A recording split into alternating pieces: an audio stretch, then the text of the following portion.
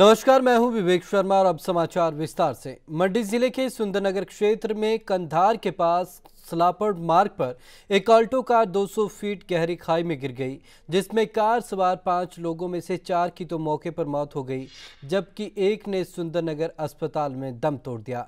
जानकारी के मुताबिक ये सभी कंधार जा रहे थे। मरने वालों में एक दंपति व भाई बहन शामिल है, जिनमें से 2 लोग सुंदरनगर उपमंडल तथा 3 बिलासपुर जिले के रहने वाले थे।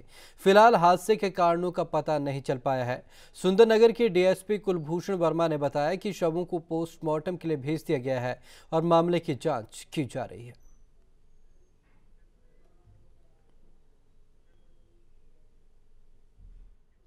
हिमाचल प्रदेश विश्वविद्यालय में पिछले दिनों प्रशासन द्वारा धारा 144 का उल्लंघन करने पर पुलिस द्वारा किए गए लाठीचार्ज का मामला गर्माता जा रहा है। लाठीचार्ज करना शिमला पुलिस के लिए अब भारी पड़ सकता है, क्योंकि ये मामला अब सीधे राज्य महिला आयोग के पास चला गया है। लाठीचार्ज की जद में आई लड़की ने राज्य महिला आयोग के पास एक लिखित शिकायत दी, जिसमें छात्रा ने विश्वविद्यालय के कुलपति द्वारा माफी मांगने और दोषी पुलिसकर्मियों के खिलाफ उचित कार्रवाई करने की मांग की है। हिमाचल प्रदेश विश्वविद्यालय में छात्रों के उग्र आंदोलन पर लगाम लगाने के मकसद से लगाई गई धारा 144 का पिछले दिनों उल्लंघन करने वाले एसएफआई के छात्रों पर पुलिस द्वारा किए गए लाठीचार्ज और अभद्र व्यवहार का मामला अब राज्य महिला आयोग के दरवाजे तक पहुंच गया है। विश्वविद्यालय की एक छात्रा खुशबू ने महिला आयोग से जाकर लिखित शिकायत दी है। अपनी शिकायत में छात्रा ने विश्वविद्यालय परिसर में लाठीचार्ज के समय उस पर बेवजह लाठियां भांजने और पुलिस द्वारा अभद्र व्यवहार करने के गंभीर आरोप लगाए हैं। छात्राओं ने शिमला पुलिस अफसरों के रवैये पर सवाल उठाते हुए कहा कि जब वो पीट रही थी तो वो तमाशबीन बने हुए थे। कुछ अफसर तो पुलिस वालों को खूब पीटने के लिए उकसा रहे थे। खुशबू अपनी 2 सहेलियों के साथ उस जगह से गुजर रही थी जहां एसएफआई के छात्र प्रदर्शन कर रहे थे। खुशबू ने इस पूरी घटना के लिए विश्वविद्यालय के कुलपति को भी जिम्मेदार ठहराया है और उनसे माफी मांगने की मांग की है। हम लोग लाइब्रेरी के बाहर से गुजर रहे थे। हम लोग 2-2 के ग्रुप्स में थी। हम लोग पुलिस के पास गए कि जो लाठीचार्ज हुआ है हम लोग उसमें इन्वॉल्व नहीं है, प्लीज़ हमें यहाँ से सेफली जाने दीजिए, हमें यहाँ से रास्ता बताइए।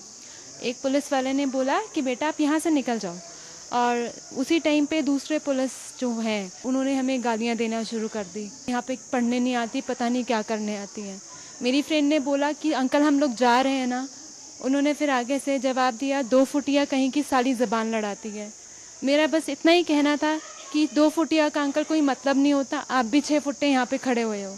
यही मैंने बोला और सारी की सारी पुलिस फोर्स मेरे पीछे। उन्होंने ऑर्डर दे दिया कि इसको उठा लो, वीसी सर आगे कन्फ्रंट करें, इस बात को आए और सबको जवाब दें। सर का सिर्फ ज़रा सा शॉल क्या गिरा, उन्होंने 4 बच्चों पे अटेम्प्ट टू मर्डर का केस लगाया।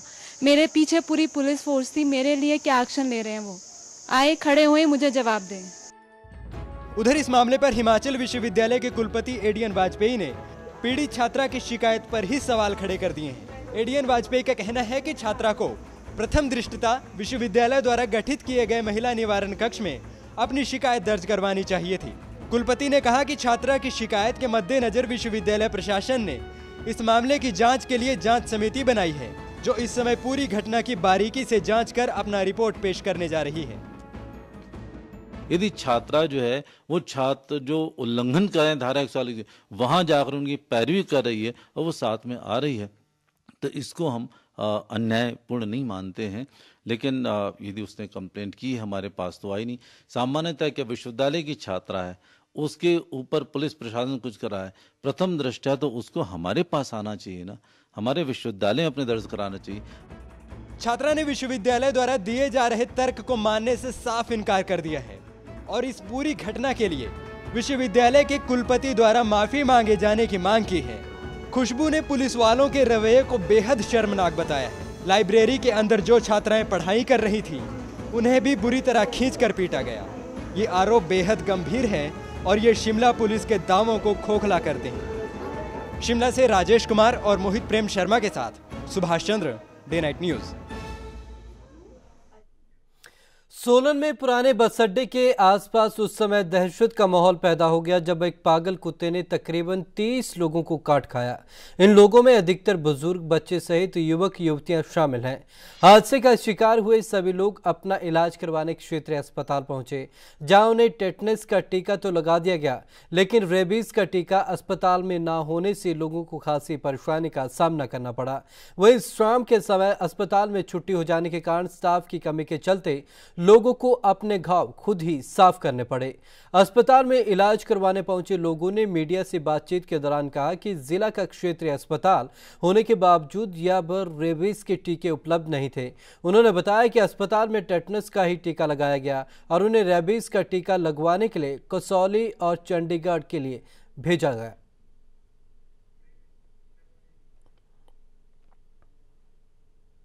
हमीरपुर में दैनिक भोगी राजस्व चौकीदारों को पिछले 6 महीने से वेतन नहीं मिल पा रहा। हमीरपुर की विभिन्न तहसीलों में कार्यरत राजस्व चौकीदारों को मार्च माह में वेतन नहीं मिला है, जिससे समस्या लगातार बढ़ती जा रही है। अब तो चौकीदारों ने तहसीलों में कार्य न करने का भी फैसला किया है। हमीरपुर में दैनिक भोगी राजस्व चौकीदार 6 महीनों से वेतन न मिलने से आर्थिक तंगी झेल रहे हैं और इनके लिए महंगाई के इस दौर में परिवार का पालन पोषण करना तक मुश्किल हो गया है। हमीरपुर की तहसीलों में कार्यरत राजस्व चौकीदारों को मार्च महीने से वेतन नहीं मिल पा रहा, जिससे अब इनके सब्र का बांध भी टूटने लगा है। हालांकि इस बारे में इन लोगों ने जिला प्रशासन से लेकर सीएम वीरभद्र सिंह को भी कई बार अपनी समस्या के बारे में जानकारी दी है, लेकिन बावजूद इसके इनकी समस्याओं पर ना तो कोई गौर किया गया और ना ही उस पर कोई हल निकाला गया। चौकीदार संघ के सदस्य केसर सिंह की माने तो पिछले 6 महीनों से उन्हें वेतन ना मिलने से उनका जीना दूभर हो चुका है। समस्या में आ रही है, कभी 6 महीने में दे रहे तनख्वाह, कभी नहीं दे रहे हैं। अभी 9 महीने हो गए। 2012 से ऑर्डर हुए हमारे। घर जा रहे हैं तो घर वाले बोल रहे हैं कैसी नौकरी है आपकी, बैंक के खाते ले रखे इन्होंने। बैंक में जा रहे हैं तो बैंक वाले बोल रहे हैं कौन सा डिपार्टमेंट है आपका, तनख्वाह नहीं आ रही है। बाकी डिपार्टमेंट में हर महीने मिलती है, आपका कौन सा डिपार्टमेंट है।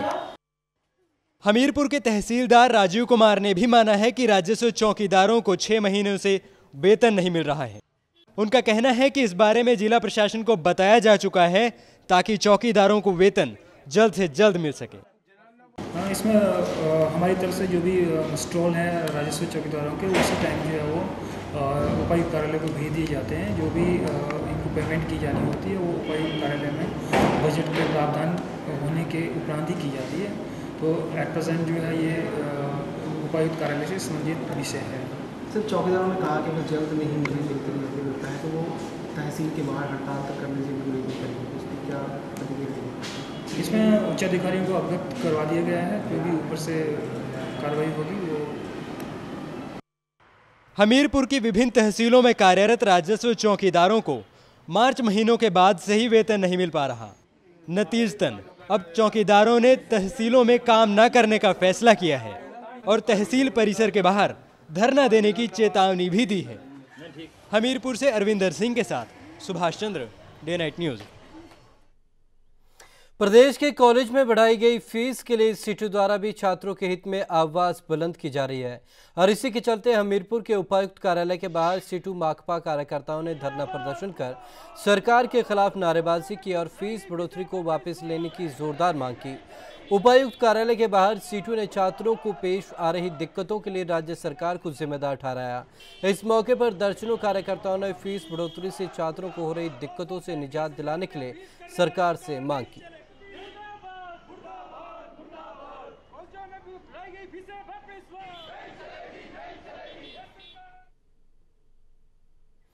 औद्योगिक क्षेत्र बद्दी में सभी नियमों और कानूनों को ताक पर रखकर एक औद्योगिक प्लांट में सेल लगाने की तैयारी चल रही है। वहीं इस सेल की अनुमति को लेकर संबंधित विभाग की कार्यप्रणाली पर भी सवाल खड़े हो गए हैं। शहर के बीचों बीच मार्केट के साथ सटे औद्योगिक प्लांट में सेल लगाने को लेकर दुकानदार भी लामबंद होने लगे हैं। दुकानदारों का कहना है कि एक तो पहले ही बद्दी मार्केट में रेहड़ी फड़ियों की भरमार के चलते दुकानदार मंदी की मार झेल रहे हैं, वहीं अब सब्जी मंडी के मार्केट के समीप लगने वाले सेल ने उनकी मुसीबतों को और बढ़ा दिया है। इस संबंध में उद्योग विभाग के डिप्टी डायरेक्टर अंशुल धीमाल का कहना है कि अगर किसी औद्योगिक प्लांट में किसी प्रकार की सेल लग रही है तो जल्द ही इस बाबत नोटिस जारी किया जाएगा। विभाग मौके पर जाकर मामले की जांच करेगा और अगर ऐसा कुछ पाया जाता है तो सख्त कार्रवाई अमल में लाई जाएगी।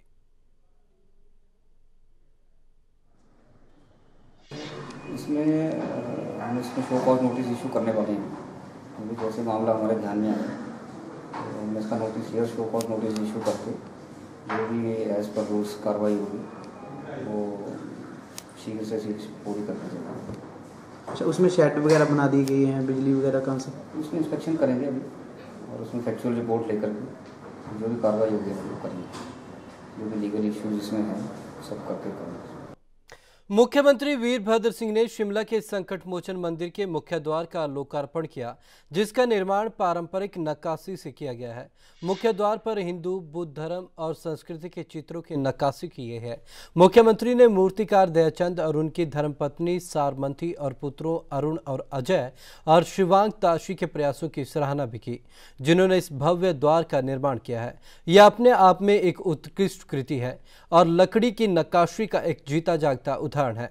मुख्यमंत्री वीरभद्र सिंह ने इस अवसर पर दयाचंद तथा उसके परिवार को भी सम्मानित किया और उन्हें प्रेम स्वरूप 5,000 रुपए की राशि भी प्रदान की।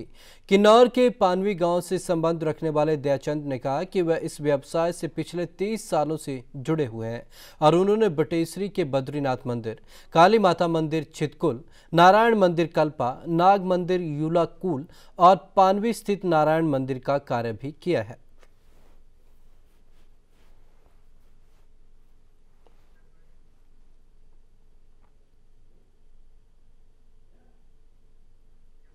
सोलन में श्रम एवं रोजगार विभाग द्वारा आयोजित रोजगार मेले का शुभारंभ सामाजिक न्याय एवं अधिकारिता मंत्री धनीराम शांडिल ने किया। इस मेले में लगभग 20 विख्यात उद्योग भाग ले रहे हैं, जिनमें 186 युवाओं में से 118 युवाओं को इन उद्योगों द्वारा चयनित किया गया। धनीराम शांडिल ने कहा कि प्रदेश में आयोजित किए जा रहे रोजगार मेलों के द्वारा हिमाचल प्रदेश के शिक्षित बेरोजगार युवाओं को नामी उद्योगों में अच्छा रोजगार मिल रहा है। इसके साथ ही शांडिल ने यह भी कहा कि प्रदेश भर के उद्योगों को निर्देश दिए गए हैं कि वह 70% रोजगार हिमाचली युवाओं को दिया जाए।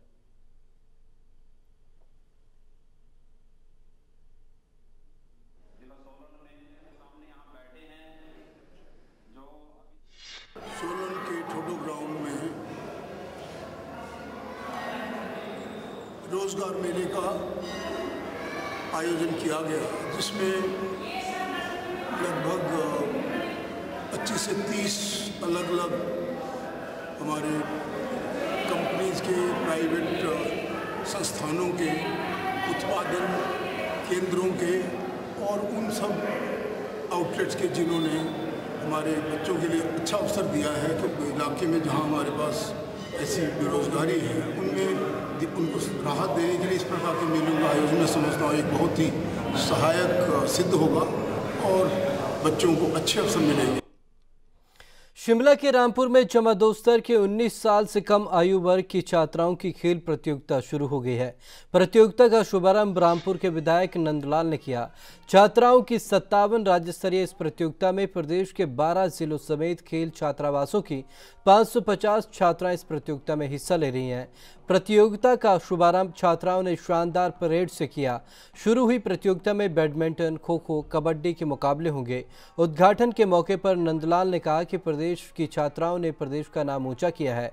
उन्होंने बताया कि खेलों के आयोजन के लिए जो धनराशि दी जा रही है वह मुख्यमंत्री वीरभद्र सिंह की देन है।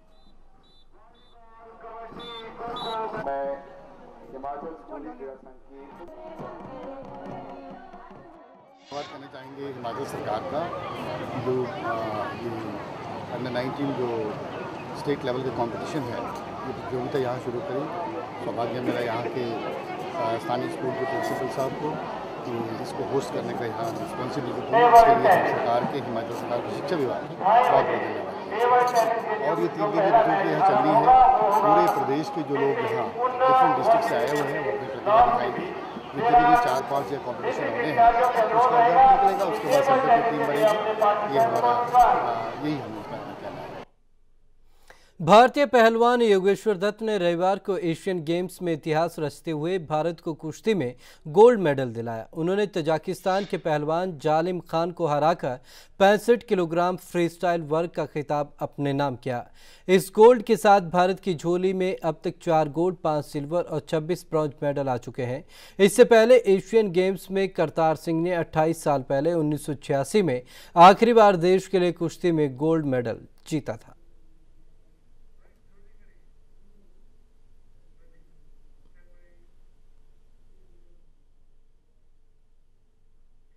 इस बुलेटिन में अब तक के लिए बस इतना ही। विवेक शर्मा को दीजिए इजाजत। नमस्कार। खबरों की दुनिया में आइए, हमारे साथ कहीं भी और कभी भी जुड़िए।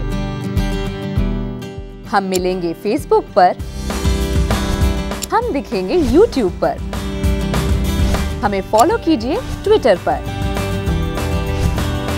खबरों के साथ बने रहिए रात दिन।